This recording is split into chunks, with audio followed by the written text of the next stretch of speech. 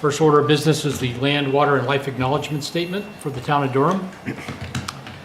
The Town of Durham, New Hampshire wishes to acknowledge the spiritual and physical connection maintained by the Pennacook, Abenaki, and Wabanaki peoples to Endakina, homeland, Aki, land, Nibi, water, Lulakwikak, flora, and Awasak, fauna. New Hampshire has been home to these indigenous people for thousands of years. The residents of Durham acknowledge the ongoing hardships endured by our indigenous neighbors after the loss of their unceded homelands, which we now steward, and we will work to foster relationships to support the well-being of indigenous people who carry forward the traditions of their ancestors.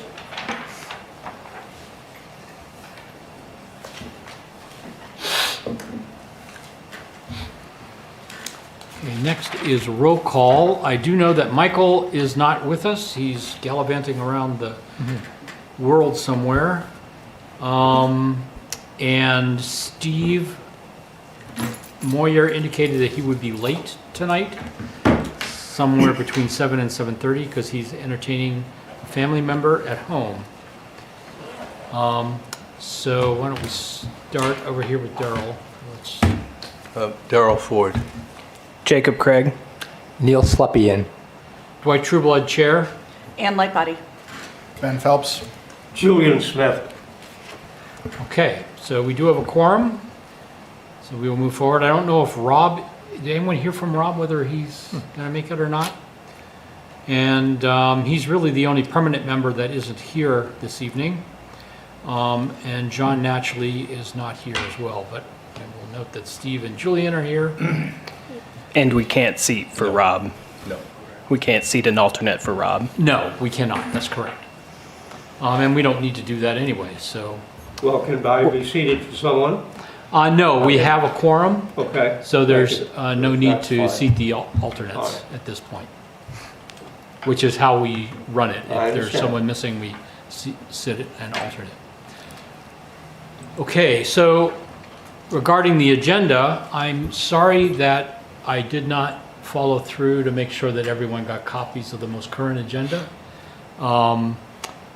I forgot to contact Karen, I guess that's on me. I will go through the agenda. There are a couple items that I would like to propose that we, because the people aren't here to talk about them, that we drop them from the agenda.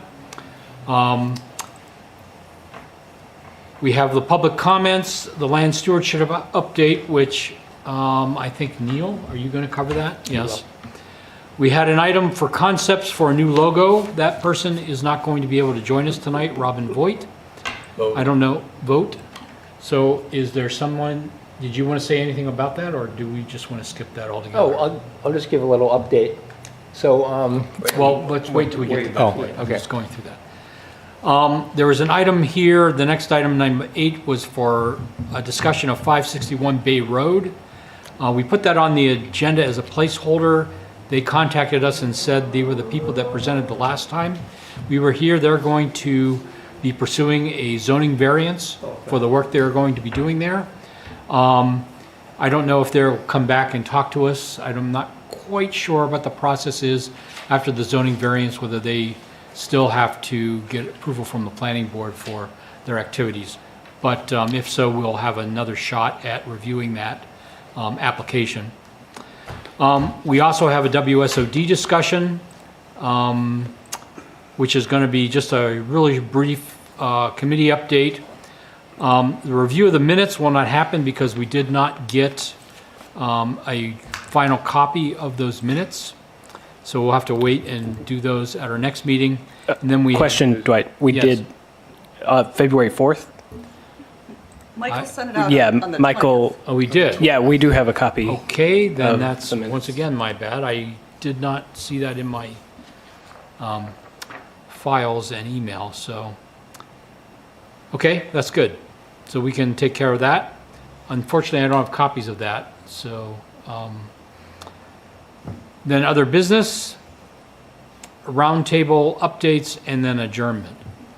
So I'm going to suggest that we just drop item 8, move that we do so, the 561 Bay Road. Do I have a second for dropping that? I just from the had a agenda? question about that. In that email from the 20th that Michael suggested that it might go before the zoning board for their meeting on April 14th, and suggested that we should convey our feelings about it, potentially convey our feelings about it. Is that, I checked I checked the website today and didn't They see haven't that submitted application it had yet. come through. I don't know the No, turnaround on there's nothing these to things. comment on. Okay, Right, because we Because don't know they- if they're gonna change it. We had told them at the last meeting, my recollection, is that there were some things that we wanted them to change in what they Correct. proposed. I'm just going And off that they of, had an option of coming back to us with those changes or going to the zoning board of adjustment, and they decided to go that route. And so after they do that, then there will probably be an application that then comes forward based on the approvals there. Michael's email says the next ZBA meeting is April 14th. The ZBA members probably do not have experience with the relevant environmental issues here, so it would be helpful if the commission can provide comments. It seems odd to provide comments before there's an Yeah, I don't application think- forward. I'm sorry, can Ms. Lightbody and Mr. Phelps please tighten up their microphones? Thank you. Yeah, my understanding was there's no point in commenting on something that's not going to be formally coming before us as far as a valid application. I mean, in other words, they haven't formalized and said, here, this is what we're going to do. Yeah, and they may never, who knows? Yeah, so depending on what the response is from the zoning board, they will have to put together another landscaping plan for whatever changes they're thinking about making there in light of what the zoning board provides them as far as, That makes sense. And- I'm just going off of Michael's email. And the ZBA can always ask, refer it back to us and ask for our advice. so I'm willing to leave this on the agenda if people want to just chat about this again, but I was I just would going to like say. to. No. Yes, Okay, you would? I would. And somebody may show up. Isn't it the schedule? No, for- they're not going nobody's to, gonna they are show not up. going to show up tonight So because, hold on. yeah. Is there not a public hearing scheduled on this matter? on No. the That's agenda? correct, there is It's not. No. It's not a public, okay, thank you. It was just going to be their application and a discussion about that application, if they were going to follow up on what they proposed last time they came before us. So does that clear everyone? So I'm going to propose that we approve the agenda as, without item 8 on it. Seconded. All those in favor of the agenda modifications? All those opposed? Okay, motion carries. Okay, so the agenda is approved. Are there any public comments, either by you or someone online? I'm going to stand there and speak as a member of the public in a bit. I've done this as a member of the council and as a member of the planning board in the past when there is a matter I wish to speak to as a member of the public. I haven't talked to Michael about this, but it seems a little odd to me. It is odd, and the first time I did it, Peter Smith, who was on the council, went ballistic, and then when I did it again, he was calm, because Todd went to the town attorney on the matter. Yeah, but can I ask you why, this is just for my own information, why you don't just speak to us as a member of the commission instead of as a member of the public? to And the I will commission? also be speaking to you as a member of the commission if you wish to ask me questions later during the roundtable. So I want to plant something during the public comment period. Okay, well then, go ahead, because Okay. there's no one else here.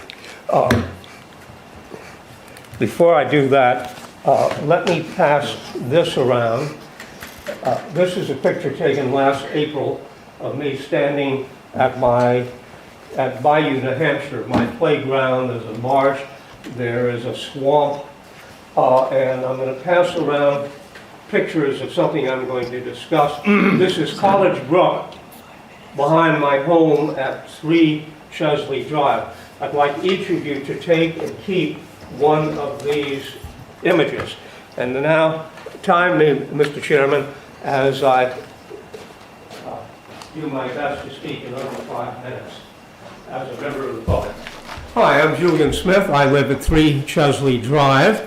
I have provided you with photographs I took yesterday of a photograph of the sewer line that crosses College Brook from the direction of Faculty Road to Chesley Drive. And you'll notice a large block of concrete. You will notice on the far side of the brook some dead wood on the ground. The mess on the ground on the far side is what Public Works left several years ago when they buttressed made a repair to the sewer line or something near the sewer line. What I would like to do, and I will be going to Public Works with this, I will go to the Conservation Commission with this as necessary, I will go to the council with this as necessary. What I'd like to do is install at my own expense some large pieces of granite on the downstream side of the sewer line, pieces large enough to block some of the debris that comes down, but with spaces between them so the water level is not affected. Now, when it rains heavily, I've watched this for a year now. When it rains heavily, water is sometimes 6 inches, 7 inches, maybe a foot over that sewer line. So what I'm proposing will not do anything to impede the flow or damage the sewer line. What I want to do is to be able to look at some mossy pieces of granite that look like natural, what was left by nature when the glaciers departed. So this is going to take a lot of clearance. I will go to DES if necessary. So if you have any questions about that, we can talk about this at the round table. But one of the reasons I bought this particular piece of property is to be able to help protect College Brook, or College Creek as it will soon become. And I also want to show what homeowners can do to improve the view from their backyards. I have done this on other water bodies in other states, in Georgia, in Florida, and in Louisiana, where I grew up. And I also did some landscaping having to do with water features at Taliesin West when I was in high school, and Frank Lloyd Wright invited teenagers, boys and girls, to come to Taliesin West, do manual labor, and hear Mr. Wright talk about his plans, why he did things the way he did, and so on. So I thank you. This concludes my remarks. Are there any clarifying questions? Or, We can ask those later. yeah, well, I just wanted to.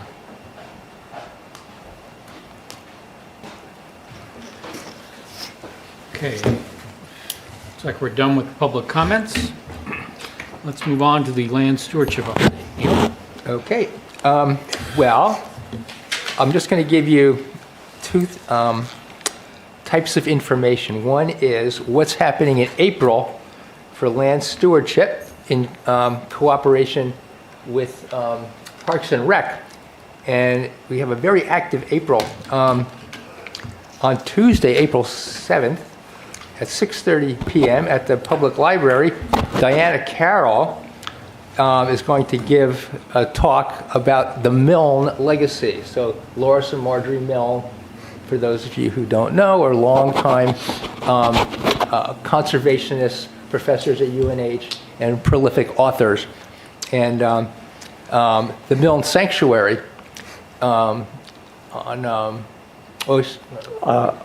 Mill Pond. Mill Pond Road Thank you. You're welcome. Mill Pond Road and College Brook, and College Brook. right where College Brook flows into the pond. At the confluence. It's going to be very informative and very interesting. On Saturday, April 18th, 8:30 to 11:30 a.m., we have a cleanup and pulling of invasives at that same Milne Sanctuary. So if anybody wants to come in and help, it's going to be a lot of fun. We are going to have an information table manned by UNH students who are doing a capstone project on the invasives planning for invasives and replanting after the dam comes down. So that's on Saturday, April 18th, 8:30 to 11:30. Show up for all or part. On the 24th, 7:30 to 9 at Wagon Hill Farm, there's an astronomy night, and that's a rescheduled one from one that happened a couple of months ago where we got froze out, and we ended up in this room doing an inside presentation from the astronomer John Gianforte, who is very knowledgeable, and also from UNH. And the heavens willing, we will have a really fun and informative astronomy night at Wagon Hill Farm. What was that date again? That is Friday, April 24th, 7:30 to 9 p.m., if anybody can stay up that late. Yes, I'm talking to you, Darryl. Saturday, April 25th, 8:30 to 1:30, there's going to be a work day with the Scouts at Doe Farm to install new benches, clean up, refresh signs, pull invasives, and we're looking for more volunteers for that. So, now that the snow's melted and the warm weather's coming, we're really, we've done a lot of planning on land stewardship over the winter, and we've got a lot of very cool stuff happening. A couple of months ago, we built 10 benches with the Scouts indoors, and now we're going to go and put them out on the property for people. And so that's it. And then the other thing I want to talk about, and this is, mark your calendars for May 17th, is the Bio Blitz, Durham's first Bio Blitz. There's a lot of planning going into that, and if you don't know what a Bio Blitz is, I will tell you very briefly. It's a citizen science event where people who know a lot about the environment, or people who don't, can come and learn from experts. And we'll be breaking up into groups, going out and doing bird watching, bird listening, vernal pool searching, plants, trees, fungi. So there's going to be a lot of learning going on. It's going to be great for kids to come, because we're going to have kids' activities. And the other thing that we're doing is we're going to try and do some land stewardship related raffle events to give away. So we're looking for, if anybody wants to pitch in, like $5 or $10 as a contribution, what we're going to do is buy things for people to take home and use on their own property in land stewardship, like loppers, shovels, rakes, that sort of thing, outdoor stuff. And we may actually come to the Conservation Commission and ask for a donation from our fund, from our slush fund. And slush fund, but and so anyway, so that's going to be a lot of fun. So we have a lot of really great stuff going on in land stewardship in the month of April and into May. And that is, I have a couple of things I'll talk about during the roundtable as well, but I will conclude the land stewardship update at this moment. I have one question. Yes. For the Milne Sanctuary cleanup, is that going to be advertised for the fact that we're going to have someone there at the table with information? Because most of the people that go there to do the cleanup, I mean, I'm sure that they'd be interested in the information there, but I don't know that you get a lot of traffic going by that place. Mr. Chairman, That's a good the library has already announced that event, that speech by Diana Carroll in their weekly information. Neil, do you plan to give all of this information to Todd for the Friday update? Yes, yeah. Veronique is coming back from her gallivanting around England and France. She'll be back tomorrow, Yeah. and she's going to make sure it goes into the updates. Good, good. Yeah. By the way, Table information as well. I will be at that event. I'm the one who found the rock with the 7 holes in it for Marjorie.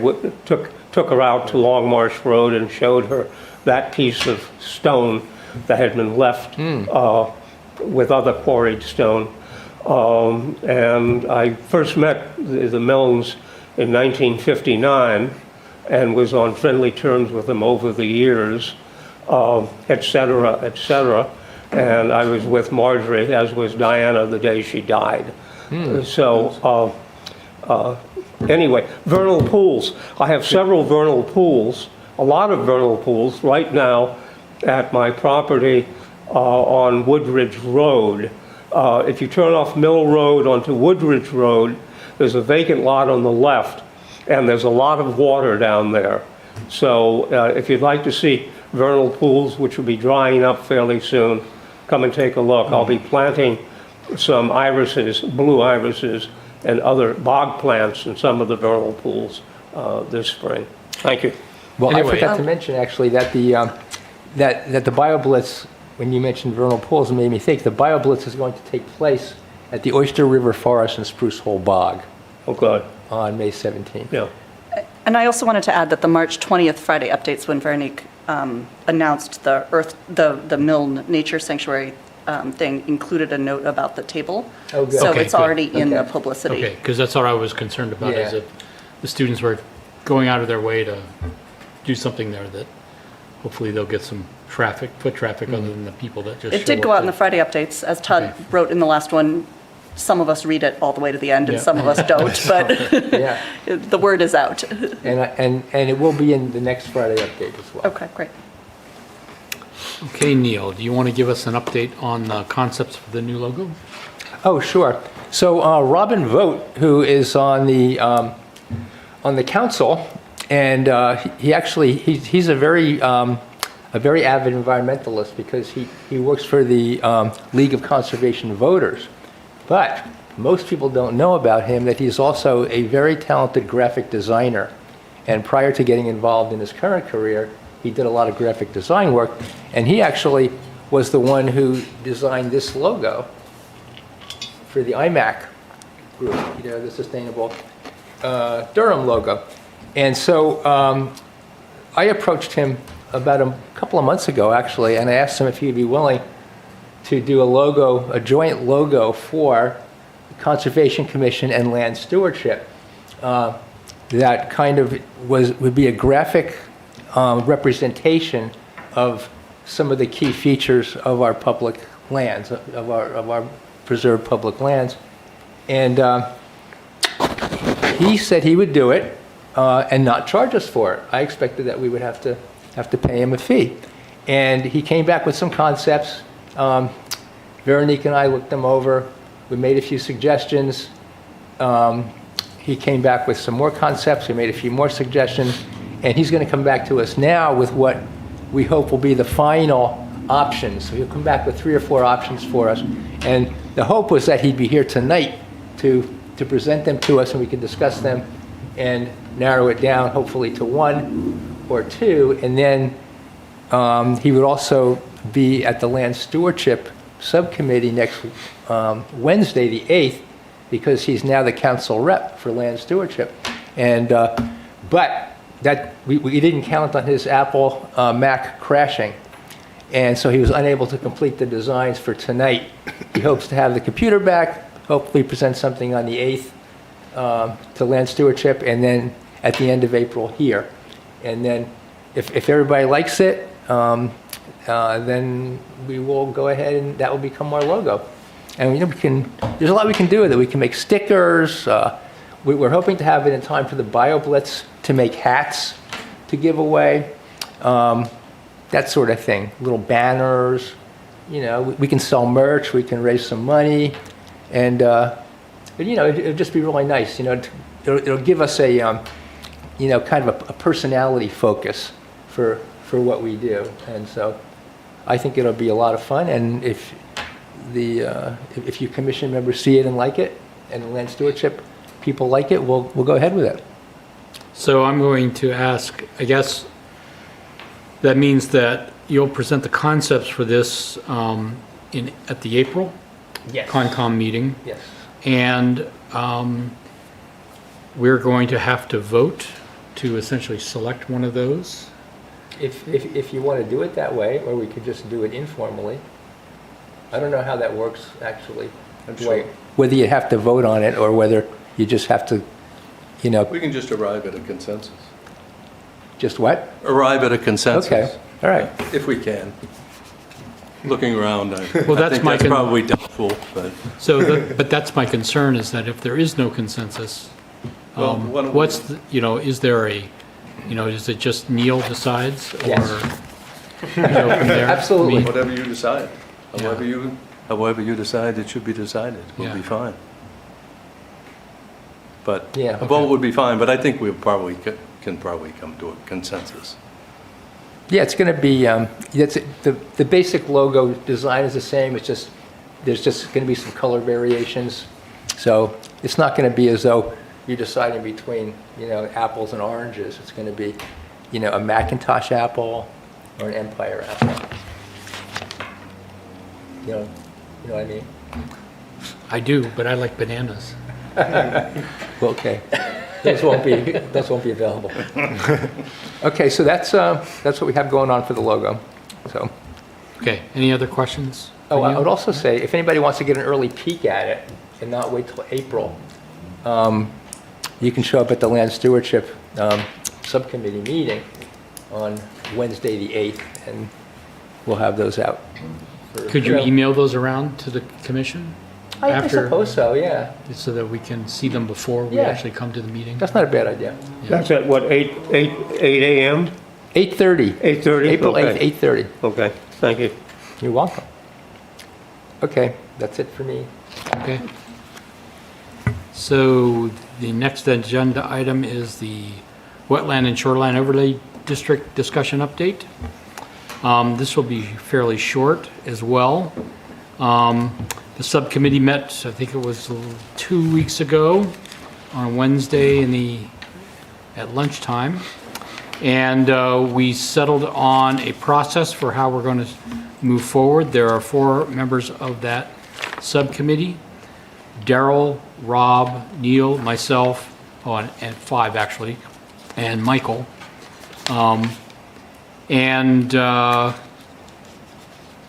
We essentially looked at the graphic that everyone has seen related to that. We're going to start with the graphic first, work out the different zones and the activities that we're looking to promote for, in those different zones related to fertilizer application, pesticide application, any sort of building activities, that sort of thing. Cross-reference those with existing New Hampshire statutory authorities. So we make sure that we note which of these activities are actually mandated by state law, and then others that we're going to be suggesting that the town of Durham adopt in addition to those as well. Like, for instance, maybe the zone of expansion or the zone of fertilizer application is currently 25 feet in the, I always use the acronym, Shoreland,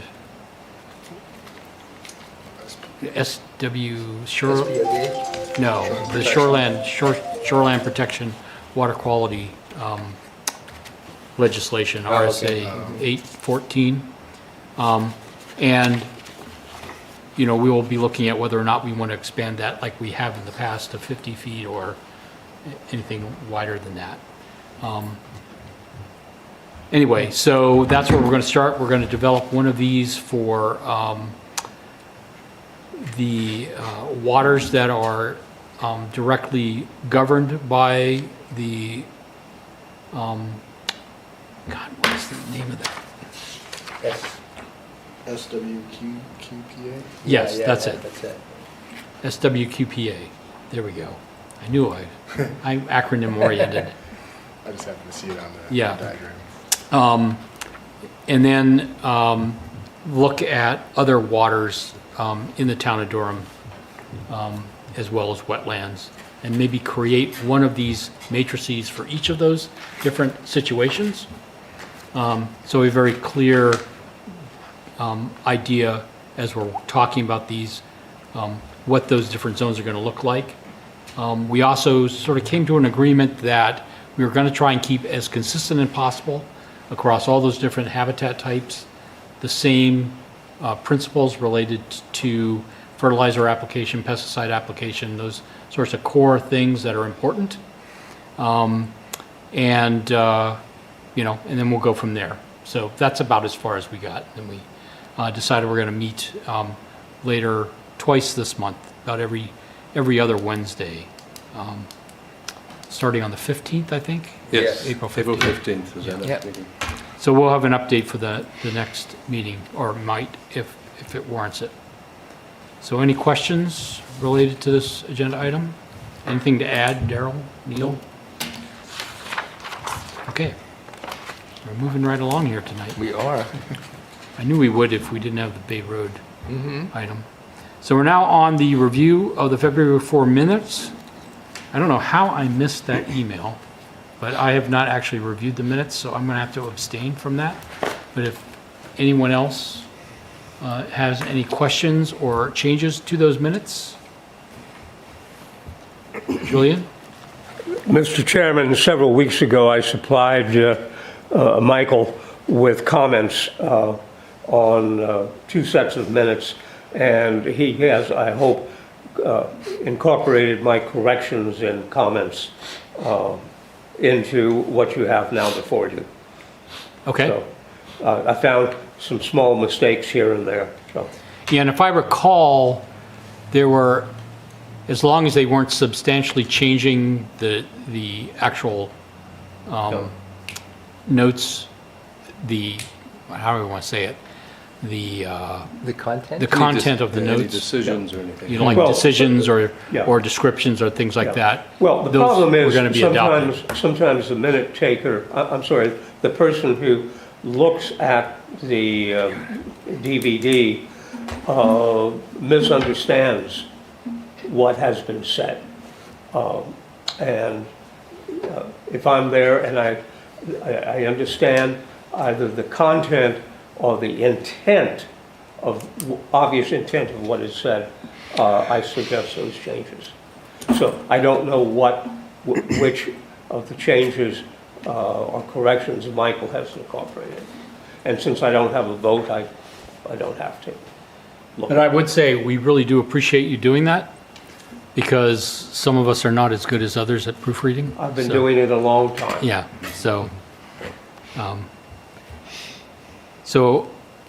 does anyone have any changes they want to see made? If not, does someone want to move that the minutes be accepted as drafted? I move to accept the minutes as drafted. A second? Seconded. Seconded by Jacob. All those in favor of approving those minutes?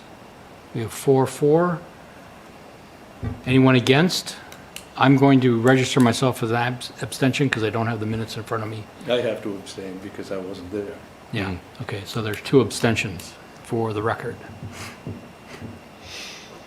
And I think I did review those, now that I think about it, because I know I looked at Julian's comments on those Thank you. when I was doing it on Okay. the computer. My brain just doesn't always connect, because it's so far, we're in March and, Right. The last day of March. yeah. No, tomorrow's the next. Oh, okay. One more, don't push it. Well, and also we have one more for February. Yes, that's the- correct, because we so- had 2 meetings Yeah, that month. so this is the first one in February. So let's move on to other business. I have one item that I would like to bring up before the commission.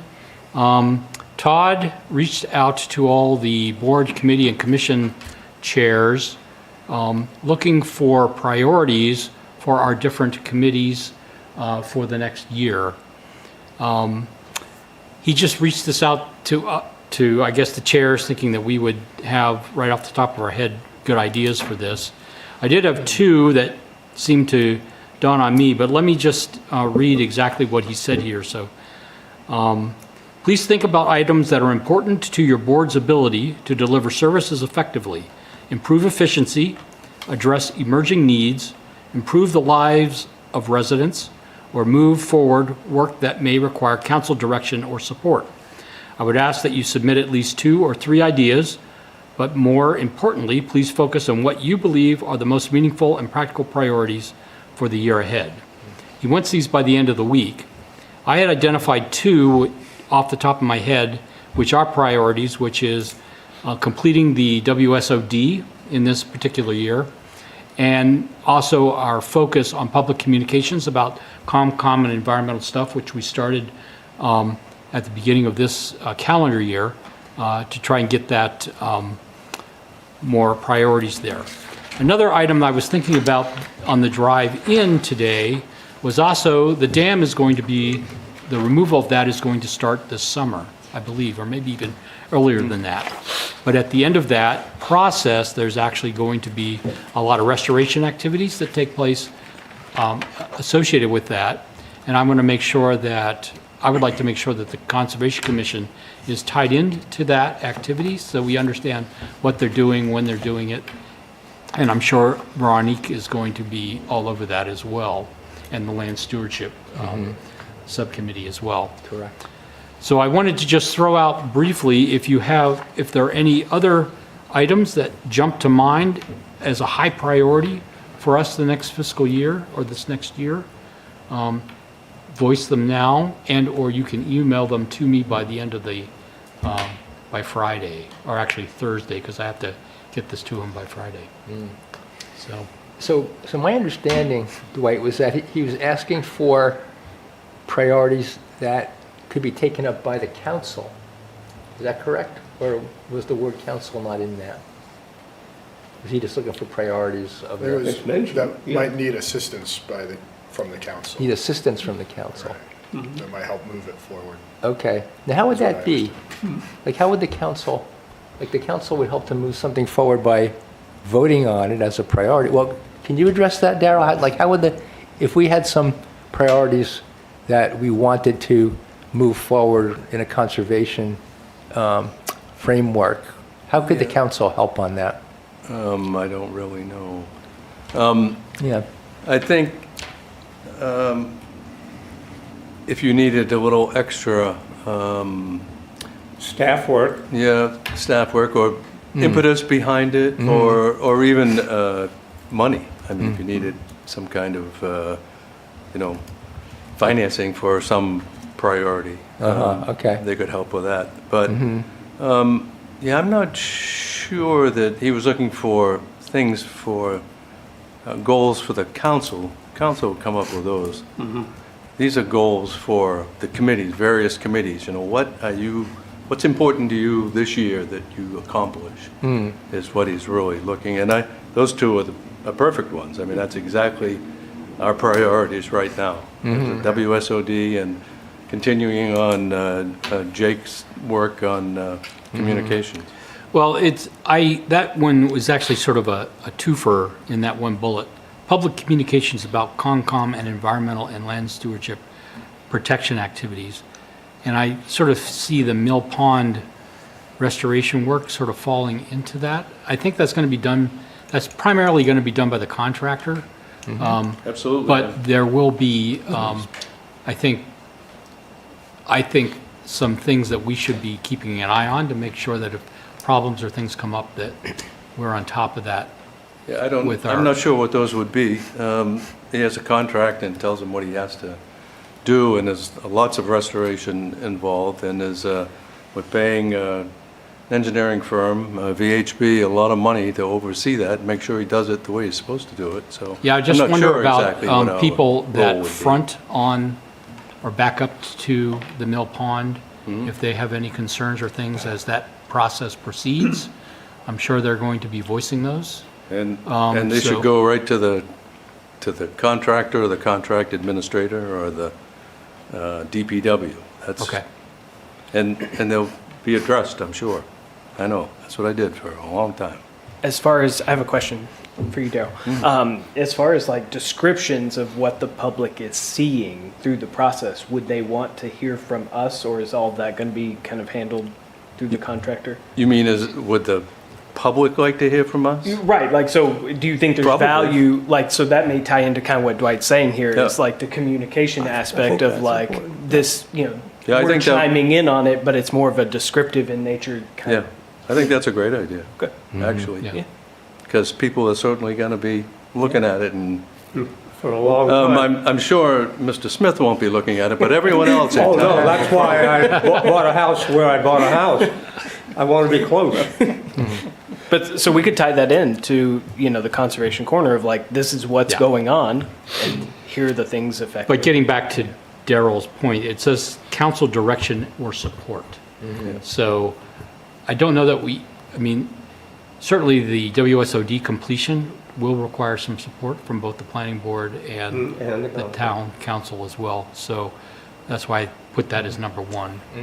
Because that certainly, I would like to get that off my desk. Yeah. Yep. May I speak to this issue, Mr. Chair? Yes, go ahead. Okay.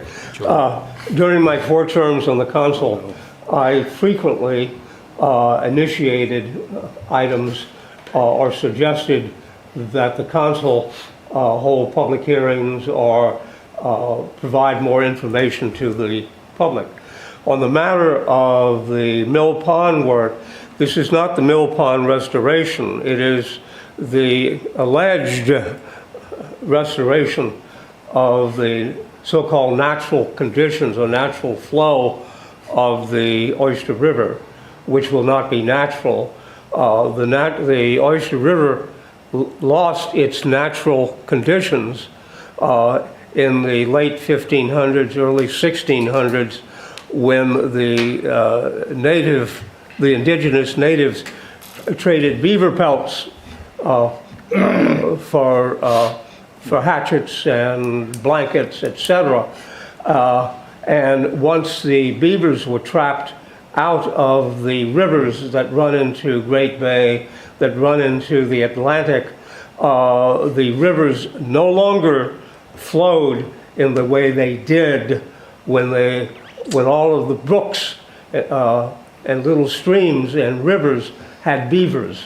So we cannot restore the natural conditions of the Oyster River, but what we're doing is not restoring the mill pond. We are removing some of the muck, some of the toxic material, and creating man-made barriers, riffles along the water course.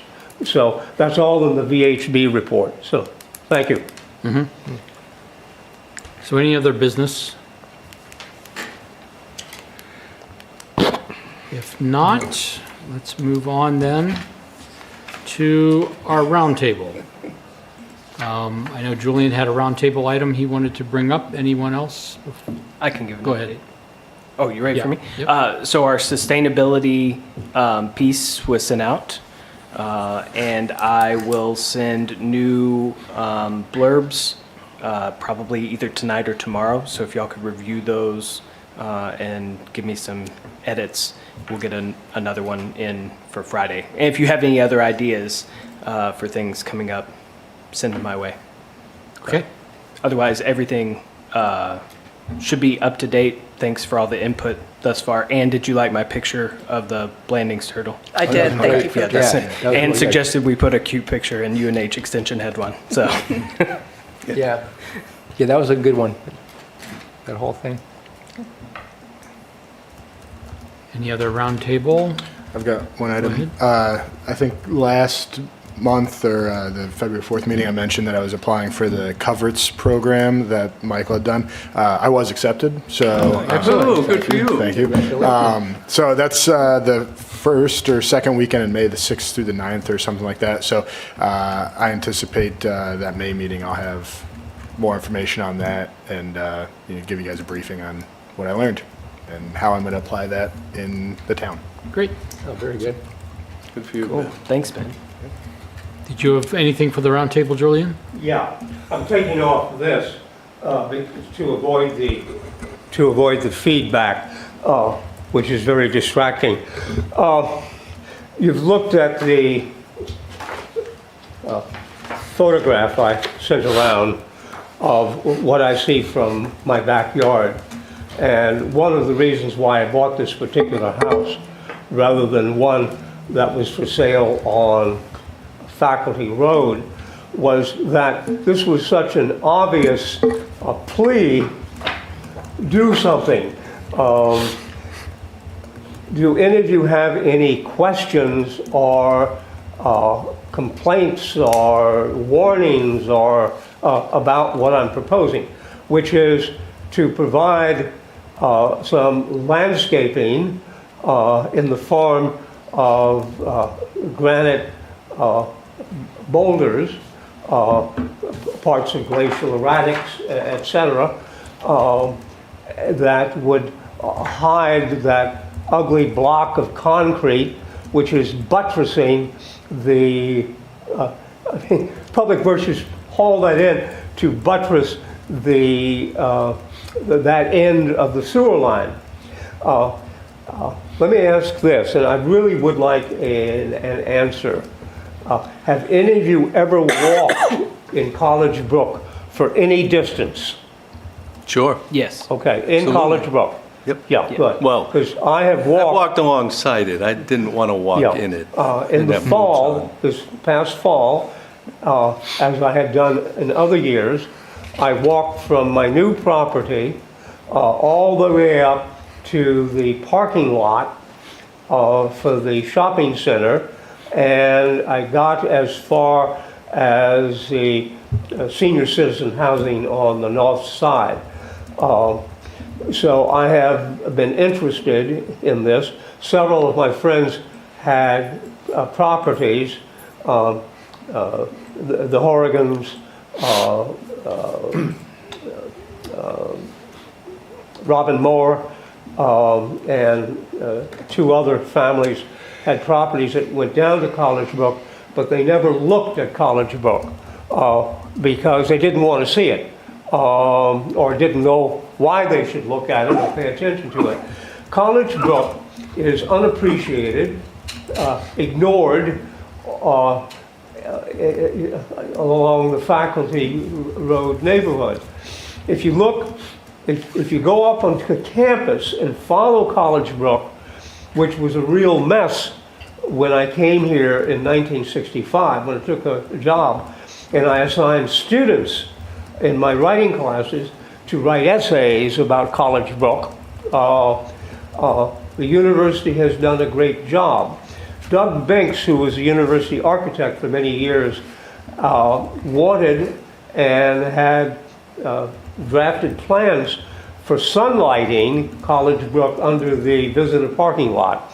College Brook, before it gets to the Mill Plaza, is underground in a big culvert.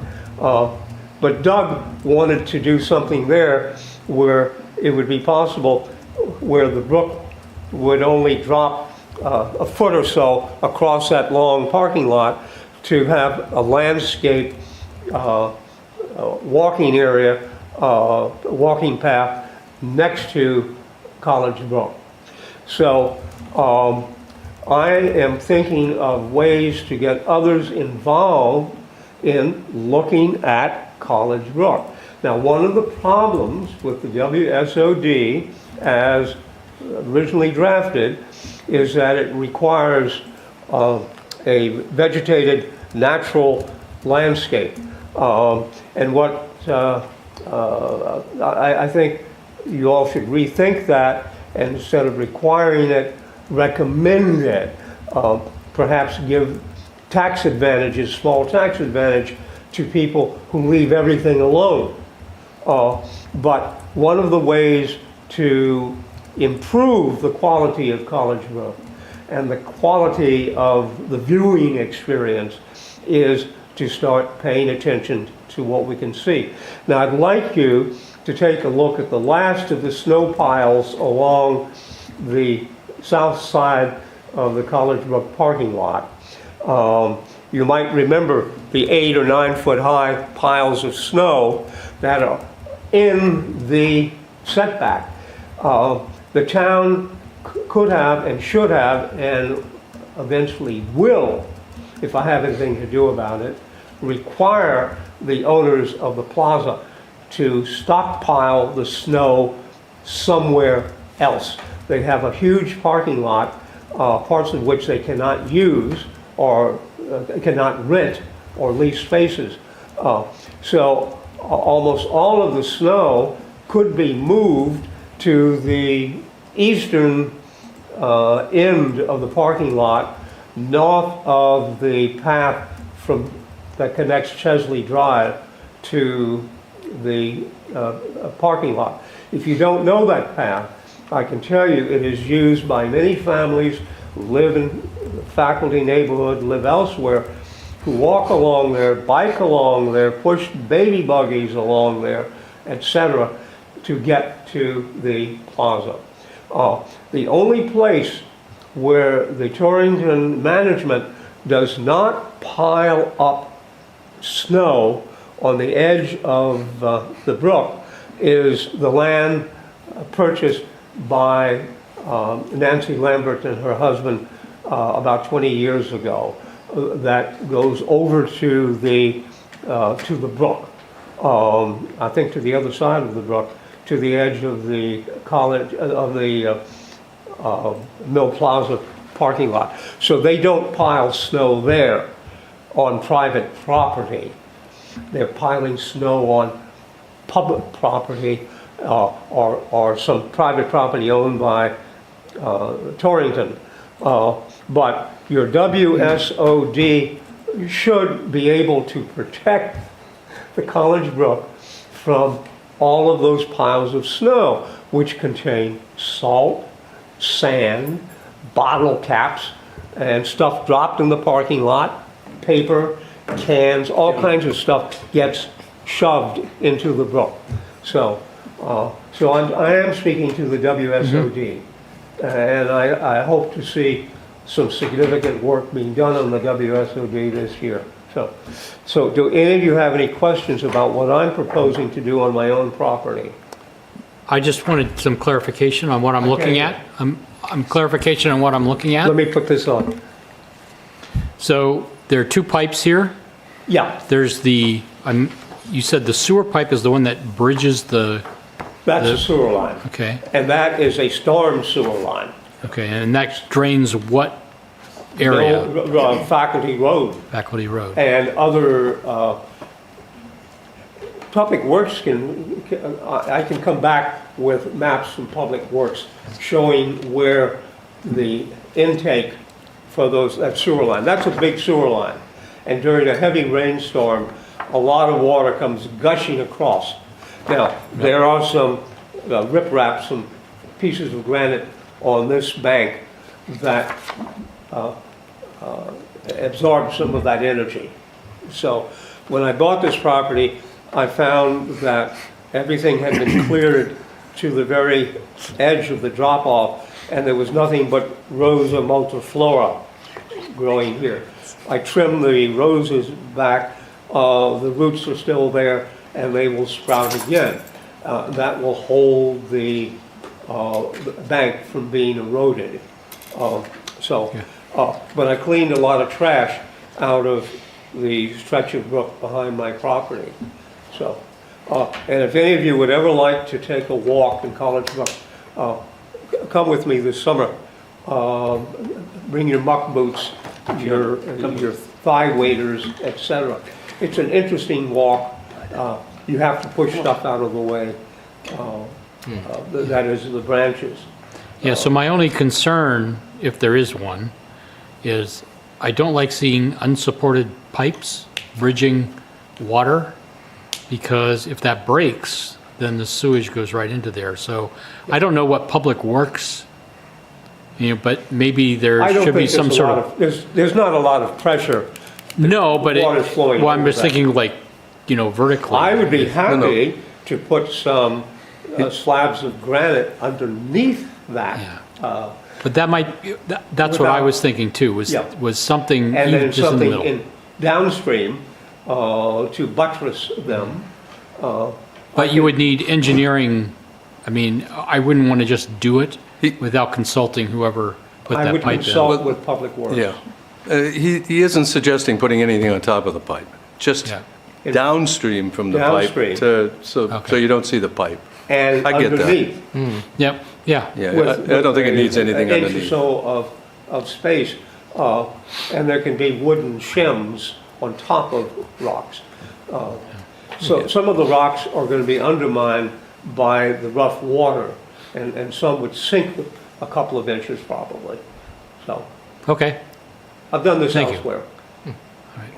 any other questions? I have a comment. Go ahead. If you haven't been down, I am one of those that pushes the baby stroller down Mill Plaza across by his house.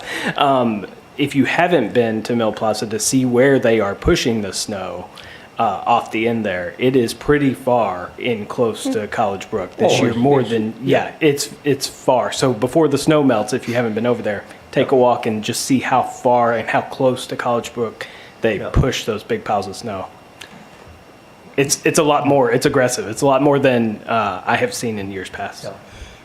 And from the end of the parking lot, from the south end of the parking lot, College Brook looks like a mess. There are dead trees, fallen over trees, etc. So that, just how ugly it is, invites what is happening. That is a plow driver who looks down, well, there's nothing but mess down there. But if that were landscaped properly by the town, with the help of Torrington, for any part that's owned by Torrington, then that would be an amenity which would encourage more people walking from Mill Road to to Mill Pond Road, which we're going to have to name, I guess, Oyster River Road. No more Mill Pond Road. There are only a couple of addresses on Mill Pond Road. Easy to change those. So, We can keep the name. no, we already have one mill road. Okay. But that's because we have a mill. We have a huge mill near Main Street. It's called the University of New Hampshire. It is a diploma mill, a degree mill. It extracts something, takes something out and puts something in. That's what mills do. Thank you. Any other roundtable? Go ahead. Well, I have two comments. One is that in the WSOD, we have a 30-foot setback for in-town Yes, for that. streams. So that would prevent any snow from being pushed. Yeah, but To not within for 30. Pettibrook. You see, Pettibrook is excluded. It's Well, aren't we talking about College Brook? Yeah. Yeah, Yeah, so College Brook, Petty Brook, anything in town, yeah. there'd be a 30-foot setback. So Torrington wouldn't be able to push snow any further than 30 It's feet. an enforcement issue. The town has neglected to enforce. I brought this up more than 10 years ago. I brought it up in 2003, 2004. Right, but that's true, Julian, of any ordinance. It's an enforcement issue, or it's, the goodwill of the people to obey the ordinances. Yeah. Well, one thing we could do, potentially, this is just an idea, we don't have to decide on anything right now, is that instead of having an individual like you, Julian, address the council, we could have the Conservation Commission sort of put forward, say, this really needs to be dealt with. And as And I would and love use, to help you write the presentation. yeah. But anyway, my point is that we could, I don't know, call it whatever power we have as a Conservation Commission to go to the town and say, hey, we really need to take care of our own backyard here. And I let's would deal with that. appreciate, yes, I would appreciate it if this is something that came from the entire Conservation Commission and not just Smith doing his usual stuff. Okay. But I'd like to help write it, edit it. Part of my background is in public relations. I'm not proud of that, it's just part of how I made my living before I became a college professor.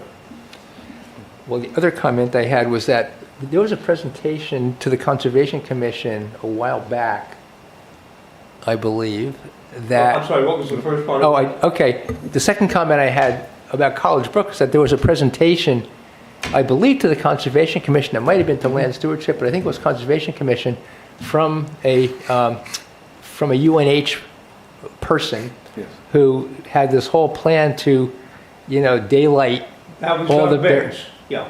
Okay, yeah, I don't know if it was Doug or whether it was No, somebody who it worked for wasn't. him. I think that was Will Walheim, maybe with a It was. plan Oh, up by the athletic fields. Yes. Yes, exactly. Yep. Yeah, That that's came right. later than what Yes. Doug Bates originally proposed. Yeah, it seemed like a pretty big project, and he was pretty enthused about it. I don't know, we haven't heard anything else other than that one presentation, whether it's actually proceeding or not. But I thought it was a pretty wonderful idea. I believe that it's on track to proceed. They've put a couple monitoring wells out there this winter, and Will is continuing to toot the horn of that project coming. So, Okay, Yep. that's really good. yeah, I think it's on track. Wonderful. So there you go. Okay. Any other roundtable? I have a comment about last Wednesday, the 25th, we had an herbicide application roundtable meeting in this very chamber, and I'll just give you a brief summary of it. And it was, are you looking for your dog? Did you see her? I don't know. She's She's not laying here. right here. Oh, okay. Right in front of you. She's a So- sneak. The whole thing came about because there were residents of Mathis Cove Road who were upset that the herbicide Roundup, also the chemical glyphosate, was used to control Japanese knotweed in the town right-of-way. It was a blind curve, and this Japanese knotweed was obscuring the view of drivers and pedestrians. They found out that Roundup was used, got pretty upset about it because mainly for two reasons. One, because it was Roundup, and it has been linked to non-Hodgkin lymphoma, among other things. And number one, and number two, that they weren't notified about it. So one of the residents who said, her kids were out playing in the street or by the curb, and they could be, affected by this. So anyway, they came to a land stewardship meeting. We had an expert in herbicide application from the New Hampshire Department of Agriculture, a guy named Doug Saigan, and he spoke to some of the residents about controlling of Japanese knotweed and how difficult it is. And we pledged that we would have a round table meeting where the residents could sit at the table. We had Doug Saigan come back. We had another fellow whose name is escaping me, but I'll come up with it. David Russo, who's a toxicology expert for the state. And anyway, it was really interesting. There were three very vocal residents who showed up to, represent the whole neighborhood because it was a working day. And then we had people from DPW, Rich Rain, and a guy named Nick Benyon, who is the applicator for the herbicides in the town. He's a licensed applicator. And it was just a very open discussion. We had the presentation from David Russo about basically the history of Roundup, what the state regulations are in terms of application, and we also talked about its toxicity and its kind of checkered history, which I won't go into, but there's a lot of the EPA and many other world organizations claim that it's safe if used as per the label uses. However, the World Health Organization and the International something on cancer research labels it as a likely carcinogen. So here you have EPA and you have this international organizations that are kind of on opposite sides of the question. So anyway, the long and the short of it is that we there's an agreement not to spray in that neighborhood for Japanese knotweed in 2026, but there's going to have to come up with some type of treatment for it in 2027, and the neighbors were pushing for a non-toxic treatment. So one of the things that we talked about was an experiment that's being done by the state to actually contain the knotweed using like a wire mesh structure, so it can't grow. Basically, it just kind of, grows in on itself, more or less. So that was one option that we talked about. The other, which the neighbors want the DPW to do, is just cut it, so it wouldn't obscure the vision in the right-of-way.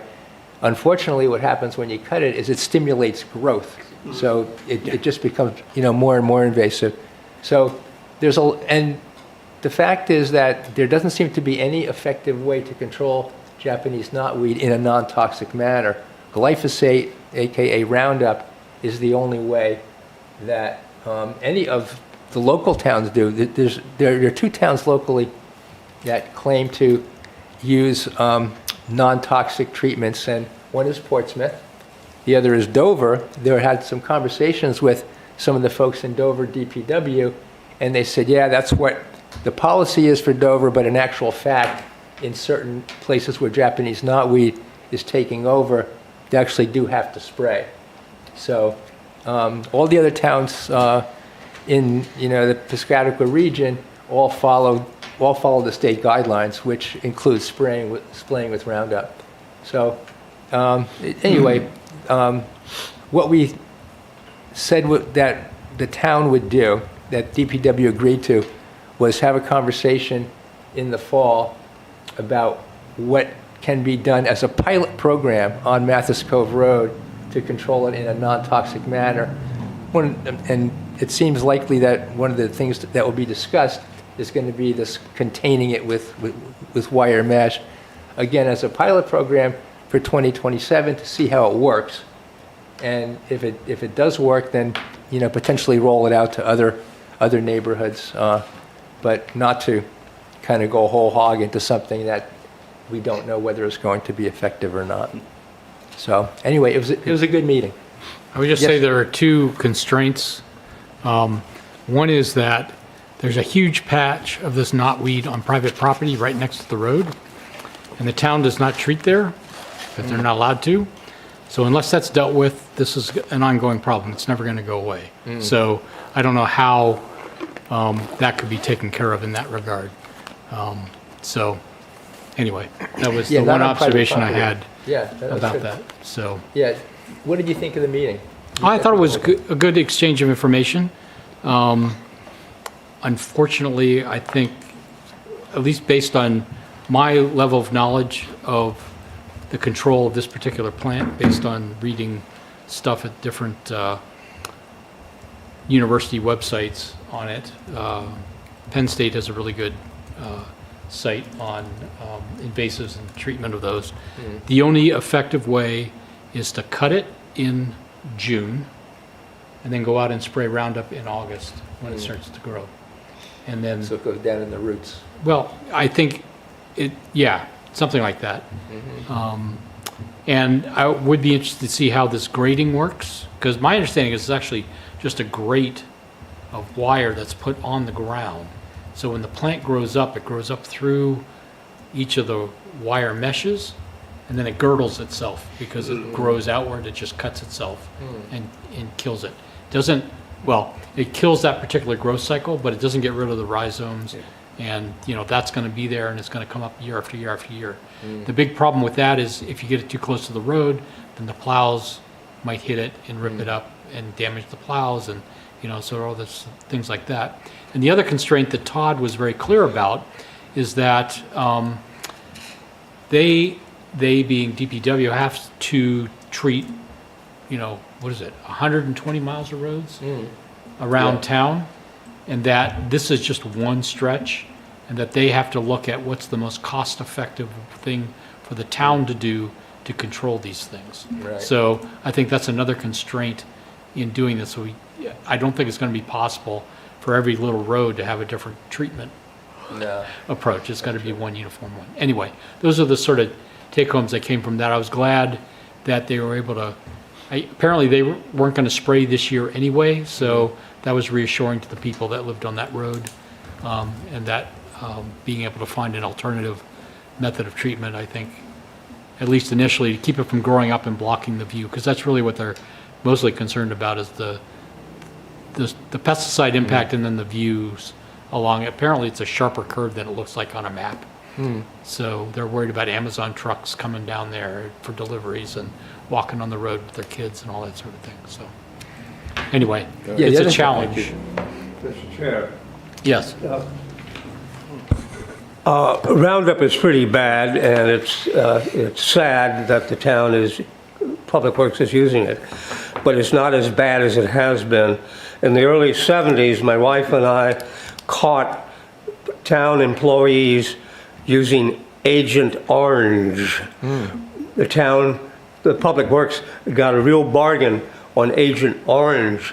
There was a lot of it stockpiled that was no longer being used in Vietnam because Congress and others had stopped us from using Agent Orange to defoliate in Vietnam, Cambodia, Laos, etc.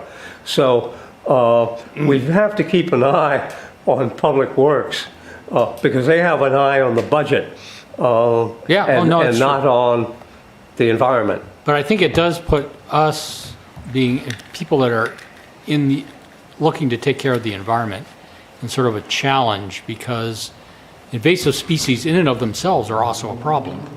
And if we can't control them with natural means, then they will eventually just take over whatever the native vegetation in that area is going to be. So that's why I think people resort to things like Roundup. And if you catch it early enough, you can wipe it out and keep it from establishing. But once you get a patch of 100 square feet, you know, that makes it a much larger challenge to deal with. So I think that's really where there are going to be some patches we just can't deal with. But catching it early and dealing with it, I think, is the only option.